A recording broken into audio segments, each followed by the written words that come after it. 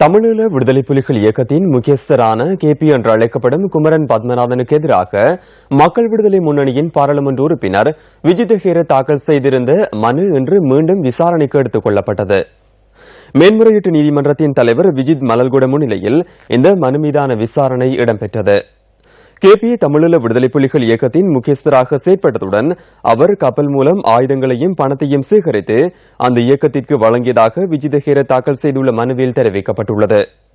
குமரன் பத்மநாதன் இழைத்ததாக கூறப்படும் குற்றங்கள் தொடர்பான பட்டியல் ஒன்றையும் மனுதாரர் நீதிமன்றத்தில் தாக்கல் செய்திருந்தார். இந்த பட்டியல் தொடர்பில் நகர்த்தல் பத்திரத்தின் ஊடாக 4 அறிக்கைகள் ஏற்கனவே நீதிமன்றத்தில் சமர்ப்பிக்கப்பட்டுள்ளதாக சட்டமா அதிபர் சார்பில் ஆஜரான மேலதிக சொலிசிட்டர் ஜெனரல் ஜயந்த ஜெயசூரிய குறிப்பிட்டுள்ளார். மனுதாரருக்கு அந்த அறிக்கையின் பிரதிகள் வழங்கப்பட்டுள்ளனவா என இதன்போது நீதிபதி வினவினார். இந்த அறிக்கைகளின் பிரதிகளை மனுதாரர் நீதிமன்ற பதிவாளர் அலுவலகத்தில் பெற்றுக்கொள்ள முடியும் என மேலதிக சொலிசிட்டர் ஜெனரல் இதன்போது குறிப்பிட்டுள்ளார்.